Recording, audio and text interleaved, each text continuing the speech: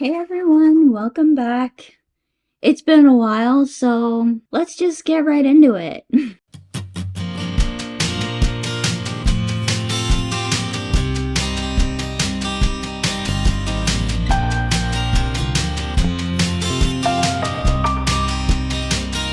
So first of all, I'd like to welcome you back to my journey to becoming a pharmacy technician in Canada.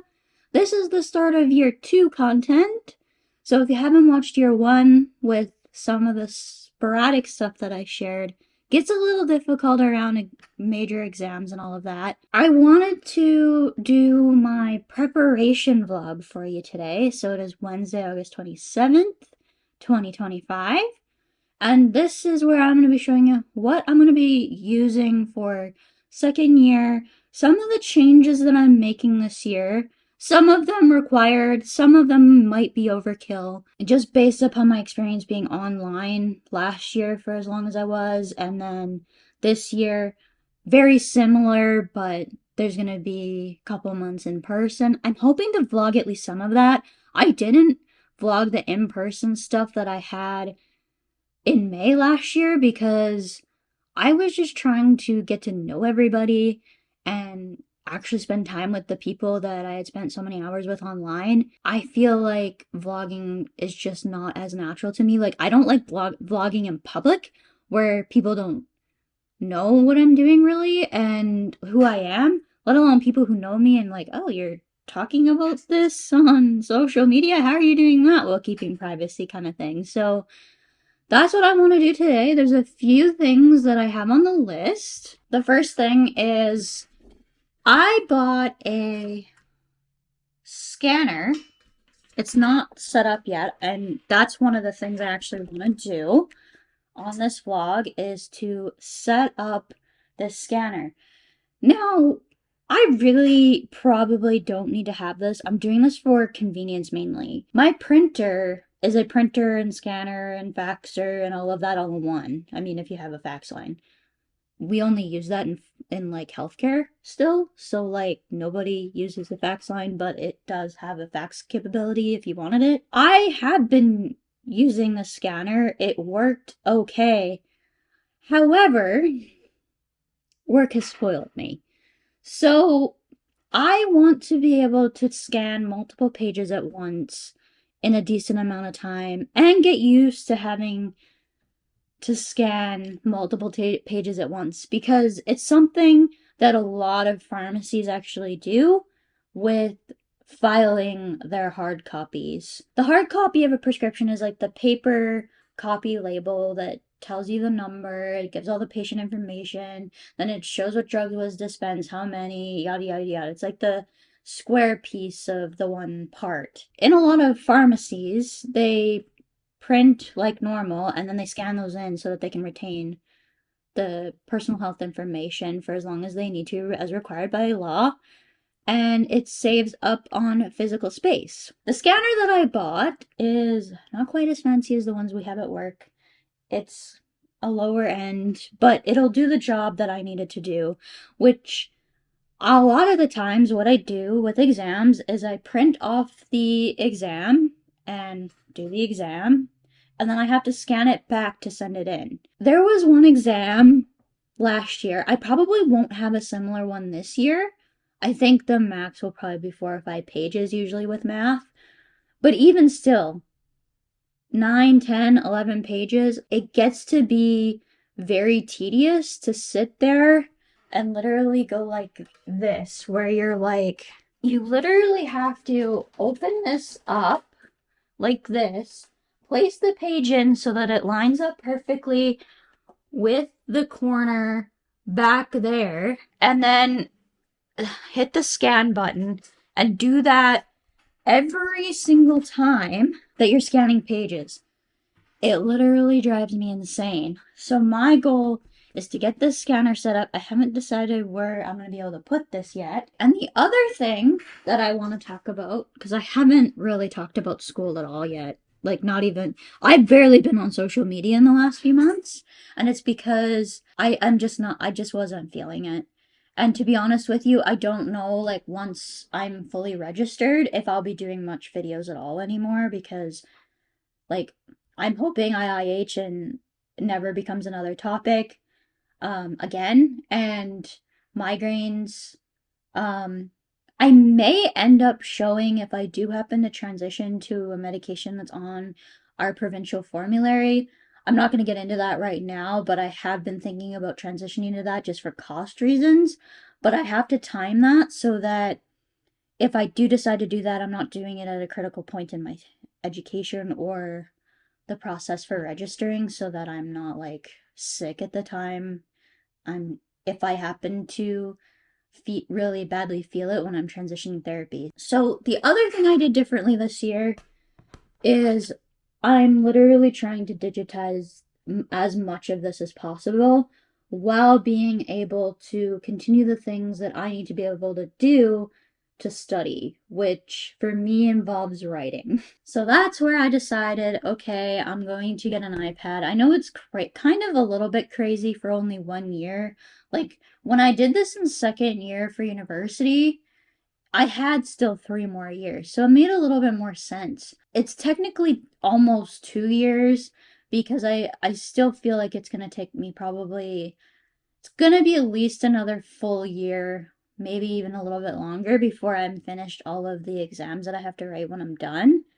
So I justify it with that, but even like this iPad isn't really necessary. The other thing I'm going to be doing this year is using my Windows PC very sparingly, basically only when I have to. The nice thing about the iPad too is it does have a multitasking feature, so you can actually bring up two like different notes on the app that I'm going to be using. So that's kind of nice too. I just love the fact that this um like the pencil just connects directly onto it, and it's actually a pretty strong magnet, so that's kind of nice. The next big thing I kind of want to do is unbox the scanner and see if I can install the drivers and get it working. I think the plan is, though, to use my Mac as much as possible and then my iPad mainly for notes.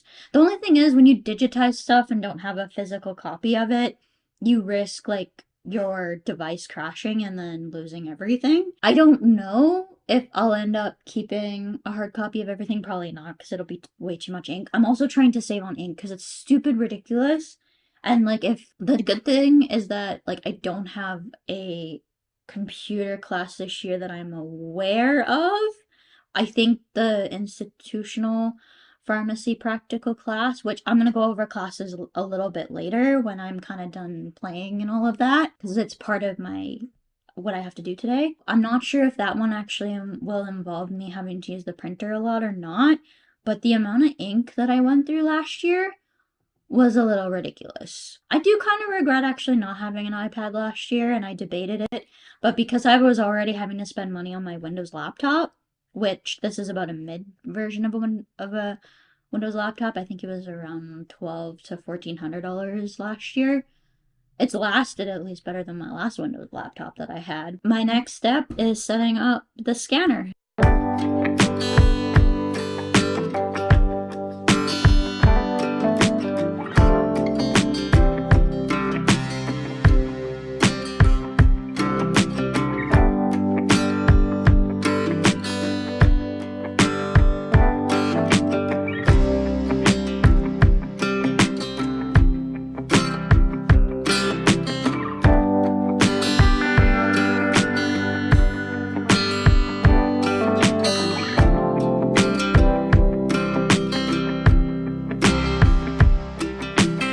Scanner set up.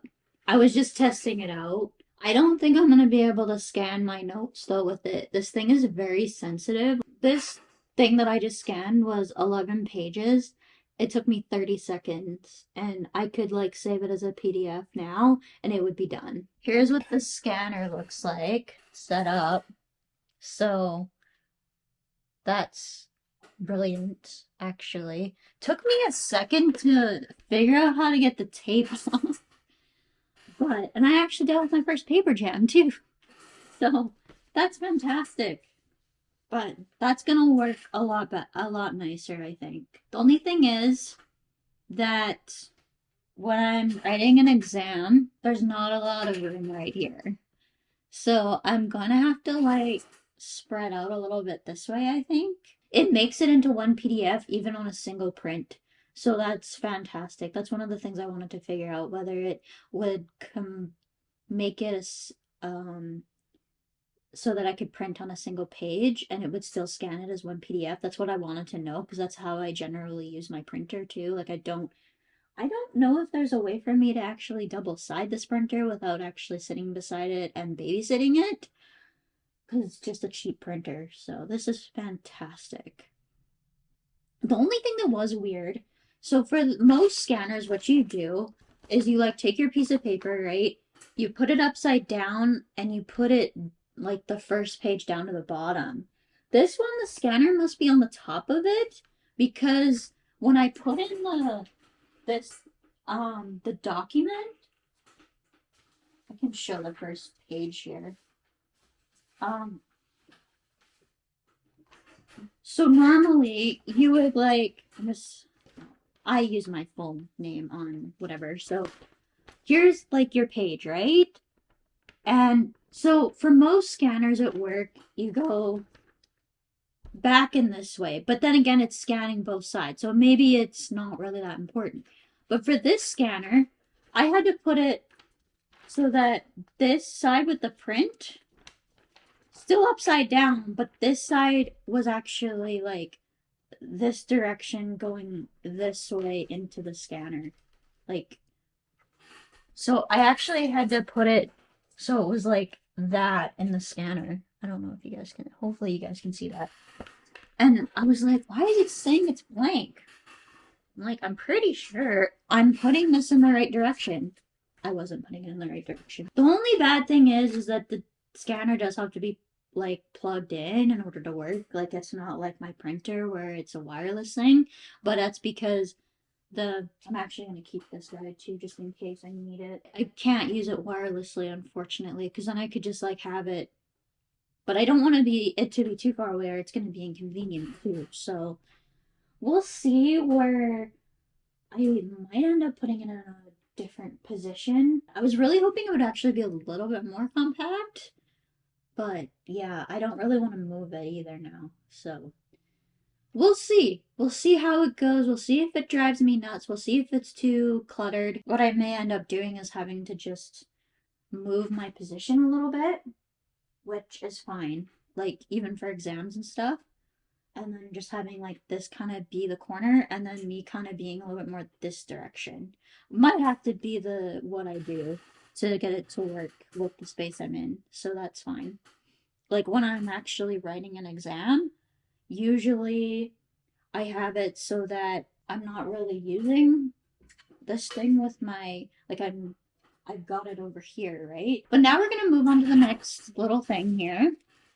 I'll deal with all this garbage later when I go upstairs. So if you're wanting to know what I'm going to be using for my iPad, I might be able to use the GoodNotes app, but I'm going to try, I think, this Concepts app too, because it's supposed to give you an unlimited, um, like canvas, and I don't think the GoodNotes does unless you're in the beta with the whiteboard. That's a little bit better. So let's say I wanted to do like cardiac drugs. Sorry, I'm not gonna try to make this really legible. Then I can start off my concept. So then I can go like um side effects, right? So it's like still the same idea, but instead of having to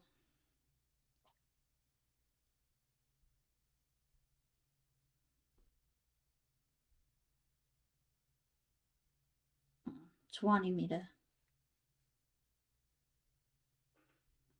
Okay, well I just want to move it over. So um I don't really need that. So let's say side effects, and then I go down here and go like this. So yeah, like I can't think of any side effects. Like this would be one of the examples that we're doing. Like let's say dizziness or something. So like dizziness is a side effect, right? So that's a very common one for pretty much any medication. So that's kind of the idea. And then to like then eventually you get like a whole thing here, right? And then it would be the same thing, but then I'm not having to like do anything on, and it's still the same motion, and like I can still do the same thing that I want to do, but it's not gonna like make up extra paper, and I can fit everything neatly and all of that when I figure out exactly how I want to set it up. So I could even like color code them. Couldn't really do that with my notes before. So that's kind of where I was thinking with that. The next thing I'm going to do is probably do the calendar stuff and all of that. So I think that's what's next on my calendar.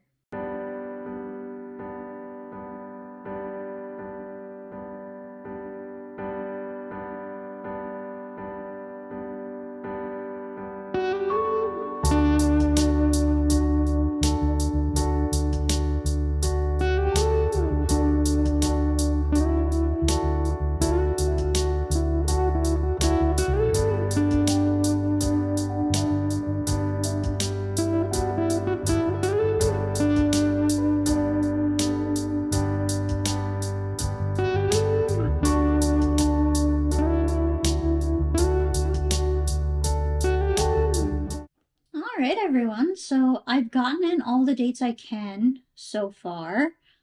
There's still a few classes that I don't actually have quiz dates yet, but as you can see from the end of the video, it's definitely going to be tight again. Like, once you start getting in all of the assessments, things start to add up pretty quickly.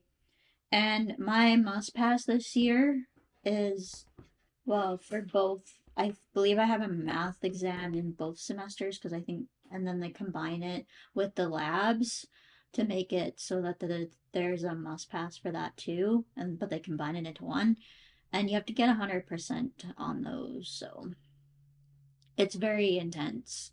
I'm definitely looking forward to it, but I'm scared out of my mind too. What am I taking this year? Or this semester? We'll cover it probably by semester. I am in year two, which is a milestone because year one was hard. Year two is a lot harder, and it's because of these must pass exams. But anywho, so I gotta scroll all the way to the bottom. So we've got microbiology. So they've changed some of the courses for us. Um, for second year, like for second year next year for this first year's this year, they'll have one more class in each semester than what we had because we've already taken Micro 110 and FAR 104. So Micro 110 is the microbiology class, and I'm kind of surprised that they've moved this to second year, but maybe it does make a little bit more sense to cover microbiology before you actually do your sterile compounding. So that's kind of what that class is setting you up for at the end of it, is to understand the sterile compounding and why you need to be so particular with it. Um, so we'll just ignore that class. I've already taken it, I've already shown it, so we did it in first year, first semester. So we've got another virtual lab. So this one builds upon the intro lab, and I'm expecting it's going to be a lot more difficult. We probably will be dealing with private insurance, that kind of stuff, and like I could see more controlled medications, narcotics, that kind of stuff. We do compliance packaging. I've already read through the course. I was reading through the preview of the different labs to see kind of what is all involved and stuff. Like as best as I can, of course, because we had pre-lab that they used us to prepare for lab, which I actually marked in my calendar so that I know when I have to do like 2 or 3 hours of homework that night. So it's probably not the best night to choose to do some other things. Last year though, I like in my calendar the first semester, I like marked all the lecture hours. I don't need to do that. That's all in Outlook, so that's good. So the advanced dispensing lab includes those types of things. It prepares us for the advanced courses where they get us to be entry level practice ready, which is where we need to be when we graduate. Then we've got an institutional pharmacy lecture, so this includes like hospital practice and stuff like that. Just larger institutions, basically everything that isn't community. I'm excited for this in a way because it's going to be something that's completely new. I've never seen it before. There's things that I'm aware of from like having friends in hospital pharmacy practice. And then there's a practical component to this, which we have an orientation for this on Friday. I don't really know what to expect with it. And then we've got the Pharmacy Products 2, which is a continuation of the course that I started doing the flowcharts for because I found that the sheet that we were originally given was too many words. I needed more like visual concepts or whatever. So that's how I started doing those concept maps. The big one is parenteral products calculations. And then there's scope of practice. So pharmacy technician scope of practice is quite intricate.